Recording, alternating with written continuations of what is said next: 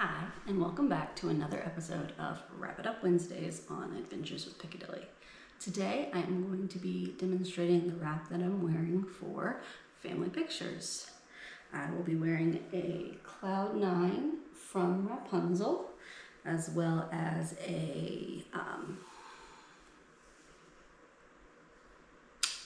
straight up don't remember the name of this, but I will put a link to it. It's also from Rapunzel. I'm just totally blanking on the name right now. Two-in-one. It's a two-in-one. And because you can be used for two things, either a scarf or a sash. And then I will also be using a chiffon sash from my personal collection. So let's get started. So I'm gonna do a pretty traditional, at least for me, kind of wrap today. I don't wanna be too crazy. Don't wanna, stand out too much in my family pictures. Just trying to look nice. So I will take this long rectangle and fold it over to approximately the width of my shaper. And I did too much, so I'm gonna try again.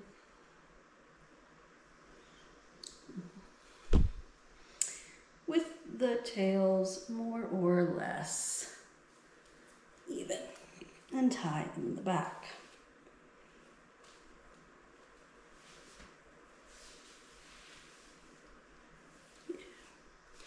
Then I'm going to take this chiffon, thinner one, and fold it so that it creates a bit of a sash type, probably about 3 inches, looks pretty good. This has some yellow in it that I don't want to show, so I'm going to make sure that I fold it so that the yellow lays on the inside as much as possible.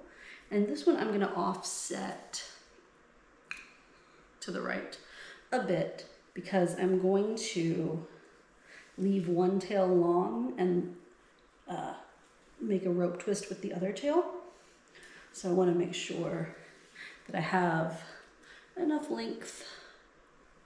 And then this short little jobber, I'm just gonna tuck away somewhere.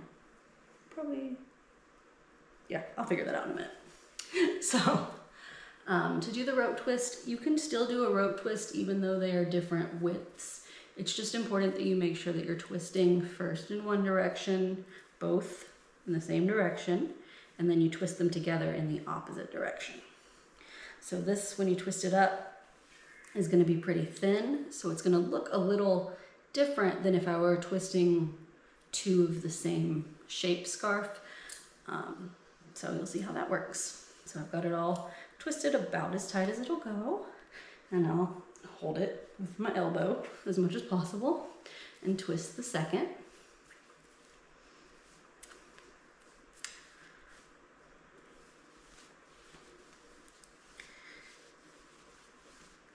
And then twist them together without letting them untwist any. Is a bit of a trick, but with some practice it becomes fairly easy.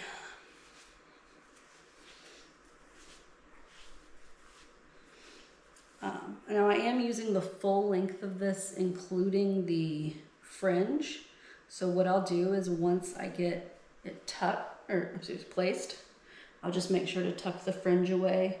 If you like the fringe, go for it, leave it out. But I'll just tuck it away. So we bring this around. I'm gonna leave this tail out as like a fun flouncy thing. So I'm just gonna put it to the back for the moment. And then I've got this little tail and the end of my twist, which I'm going to bring together and wrap underneath, so that they all stay out of the way. And turn. So basically what I'm doing is I'm just twisting the end, tucking the ends underneath the wrap that's already there so that you don't see them, they don't fly around. And then you can any little exposed pieces that you have, just tuck away. And there you have it. If you don't want a tail, you could tuck this up or make another band, lots and lots of options. I'm just gonna leave it loose because I like to have something fun to play with.